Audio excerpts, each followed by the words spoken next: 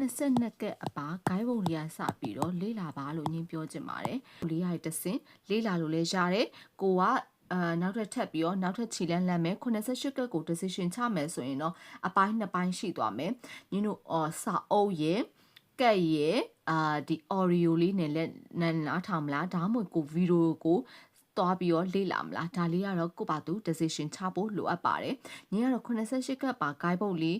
စာအုပ်အပါလေးရဲ့နောက် audio လေးကတော့ပထမဆုံးခြေလက်အနေနဲ့လှမ်းစေချင်ပါတယ်။အဲ့လိုရှေ့ဆက်သွားမယ်လို့ဆုံးဖြတ်လိုက်တယ်ဆိုရင်တော့ညီတို့88ကပ်ကိုစပြီးတော့လေ့လာပါဆိုပြီးပြောချင်ပါတယ်။ကျင်လာပြီပေါ့နော်။ကိုကအချိန်နဲ့အများကြီးပေးဖို့ကလည်းအချိန်ကြီးအများကြီးမရှိဘူးကိုအားရင်အားတယ်လို့လေးလာခြင်းနဲ့ဆိုရင်တော့ညီတို့ audio လေးတက်ပြီးတော့လေးလာမယ်အပိုင်းလေးတွေဘယ်လိုစပြီးတော့လေးလာရင်ကောင်းမလဲဆိုတာလေးကစားညင်းပြောပြပါမယ်ဖြစ်ပါတယ်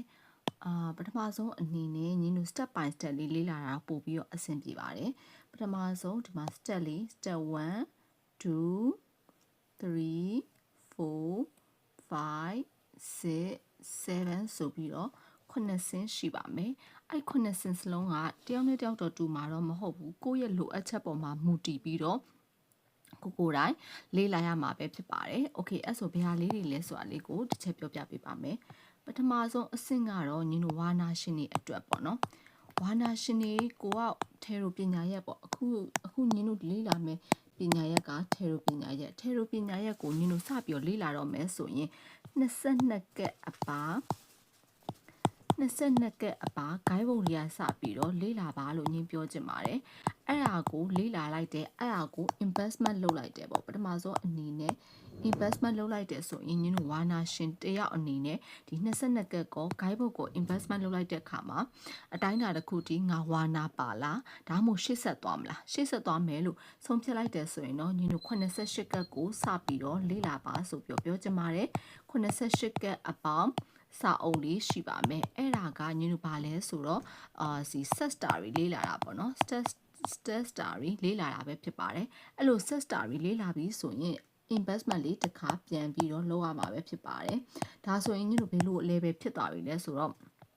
ပထမ level မှာပထမအဆင့်ပေါ့နော် level ဆိုတာထက်ပထမအဆင့်မှာတော့ကိုရီဝါနာပါမပါသိသွားပြီဝါနာပါတဲ့ဥစ္စာလေးကိုလေ့လာပြီးသွားပြီကိုကနောက်ထပ်ထပ်ပြီးတော့နောက်ထပ်တစ်ဆင့်လေး set story ထပ်ပြီးတော့လေ့လာမယ်88ကကို professional ထိသွားမယ်ဆိုရင်ဒီလိုလေးထပ်ပြီးတော့လေ့လာပါ okay အဲ့ဒါပြီးသွားတဲ့အခါမှာညတို့စာအုပ်နဲ့မလုံလောက်တော့ဘူးကိုတောင်ပေါင်းများစွာလေ့လာကျင်လာပြီပေါ့နော်ကိုကအချိန်နဲ့အများကြီးပေးဖို့ကလည်းအချိန်ကြီးအများကြီးမရှိဘူးကိုအားရင်အားတယ်လို့လေးလာကျင်နေဆိုရင်တော့ညတို့ audio လေးလာပါဆိုပြီးတော့ထပ်လောင်းပြောပြချင်ပါတယ် audio နဲ့PDF file လေးကိုထပ်ပြီးတော့လေ့လာပါအဲ့ဒါဆိုရင်ညီတို့ဗုဒ္ဓသားတွေကိုတောင်ပေါင်းများစွာကလေ့လာလို့ရပါမယ်ဖြစ်ပါတယ်ဒါလည်း set story တစ်ခုပါပဲနောက်ထပ် investment လေးတစ်ခါပြန်ပြီးတော့လုပ်စီချင်ပါတယ်တကယ်လို့ကိုက88ကက်ကို decision ချထားတယ်88ကက်မှာ88ကက်လေးလာခြင်းနဲ့ဆိုရင်တော့ဒီလိုနှစ်ခုလေးကိုတွဲပြီးတော့ investment လုပ်စေချင်ပါတယ်ဒါဆိုရင်တော့ debate ထဲပြီးသွားတယ်ပေါ့နော် okay အဲ့ဆိုရင်နောက်ထပ်ပြီးတော့ဘာလဲဆိုတော့ဒီစာအုပ်နဲ့လည်းလေးလာတယ်နောက်တစ်ခုကကျတော့ PDF file တွေအဲ့အရာတွေဆိုတာထက် video recording နဲ့လေးလာခြင်းလာတယ်ပေါ့နော် video recording နဲ့လေးလာခြင်းနဲ့ဆိုရင်တော့video video record နဲ့လေးလာပါဒါဆိုရင် video record နဲ့လေးလာတဲ့ခွန်ဆိုရင်ကိုဘယ်ချိန်ကြည့်ပေါ့နော်အဆင်ပြေတယ်ဒါလည်း set story တစ်ခုပါပဲအဲ့ဒါဆိုရင်လည်း investment လေးတစ်ခုလိုအပ်ပါမယ်ဒါကတော့video record ကအမြင်အားကောင်းတဲ့သူတွေအတွက်ပို့ပြီးတော့လေ့လာစေချင်ပါတယ်ဒါကတော့ကိုအတန်ကိုဦးစားပေးတဲ့သူဆိုရင်တော့ဒါလေးပေါ့ဒါကတော့ voice ကိုဦးစားပေးပြီးတော့ကိုက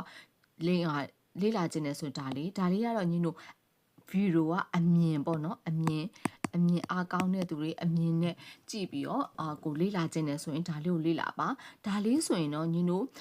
ဒီ overall ပေါ့ဒီ beginner တွေအတွက်ပေါ့ beginner တွေအတွက်ဆိုရင်တော့ညီတို့88ကက်ကိုဒါတွေ decision ဖြစ်သွားပြီเนาะ88ကက်အထက်ကိုရောက်သွားပြီအဲ့88ကက်ကိုမှညီတို့overhaul ဆိုတာလေးကိုပထမဆုံးလေ့လာစေချင်ပါတယ်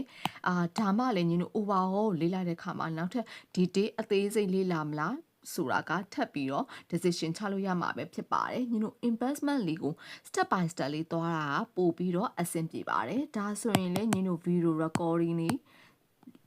video recording ကိုမှငါ overall မဟုတ်တော့ဘူးဒီ day class အသေးစိတ်ပါထပ်ပြီးတော့သိကျင်လာတယ်ဆိုရင်တော့ညီတို့ဒီ day class detail လေးကိုစပြီးတော့လေ့လာပါဆိုပြီးပြောချင်ပါတယ် okay အဲ့ဒါလည်း investment တစ်ခါလုပ်လိုက်တယ်ပေါ့နော်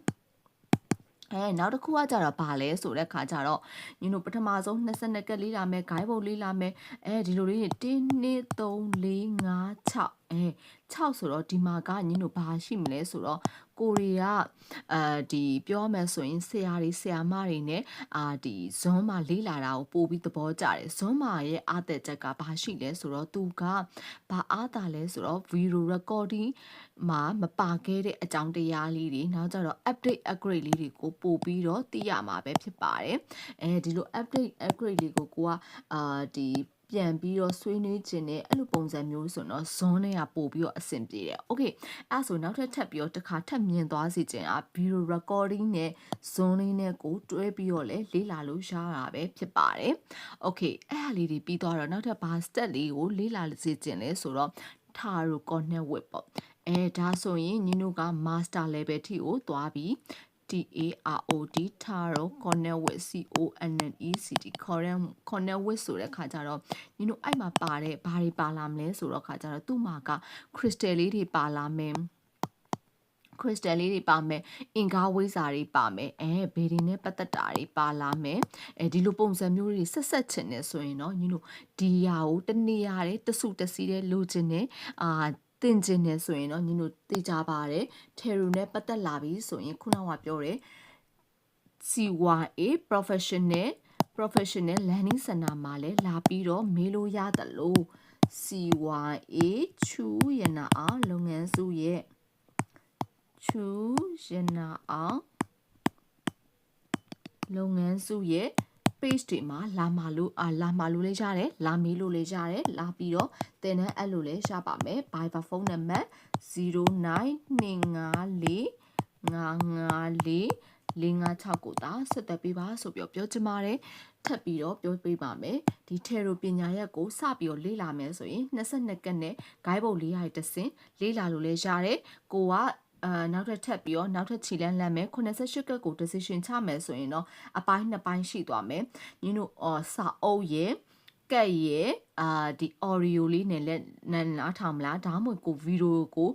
သွားပြီးတော့လေ့လာမလားဒါလေးကတော့ကိုပါသူ decision ချဖို့လိုအပ်ပါတယ်။ညီကတော့88ကပ်ပါ guide ဘုတ်လေးစာအုပ်အပါလေးရဲ့နောက် audio လေးကတော့ပထမဆုံးခြေလက်အနေနဲ့လှမ်းစေချင်ပါတယ်။အဲ့လိုလှမ်းလိုက်တဲ့အခါမှာဒါကိုဆက်ပြီးတော့သွားတဲ့မသွားတဲ့ပေါ့။ကိုတကယ်ယူဝါနာပါတကယ်သိကြ professional ကိုထဲဝင်လေ့လာကျင်လာပြီဆို video recording မှာဆိုရင်ညီတို့ဒီလို step by step လေးတွေသွားပေးခြင်းအပြင်ညီတို့ဒီ Taro ပညာရပ်ကိုထဲဝင်လေ့လာသွားမိမှာပဲဖြစ်ပါတယ်ဒီလိုပုံစံမျိုးလေ့လာမယ်ဆိုရင်ဒီအချိန်ကာလအပြင်6 month တာဒီပညာရပ်တစ်ခုကိုလေ့လာကြည့်ပါအဲ့မှာကိုယ့်ရဲ့passion ပြင်းပြမှုပေါ်မူတည်ပြီးတော့ကိုယ့်ရဲ့ intuition နောက်တစ်ခါကျကိုယ့်ရဲ့ပါရမီတွေအကုန်လုံးဆက်ပြီးတဲ့ခါကျတော့ဒီပညာရပ်ကအတိုင်းအတာတစ်ခုထိကိုပို့ပြီးတော့ဒီရှုထောင့်ပေါင်းများစွာကနေကိုယ်ပိုင်အဟောတွေရသွားမယ်ဆိုတာကတော့ဧကံမလွဲဖြစ်ပါတယ်ဆိုတာလေးကိုပြောကြရင်အခုလိုကြည့်ရှုပေးသူတယောက်ချင်းစီကိုကျေးဇူးတင်ပါတယ်ဘိုင်ဘိုင်နောက်ဗီဒီယိုတွေမှာအများကြီးပြန်ဆုံတွေ့ပါမယ်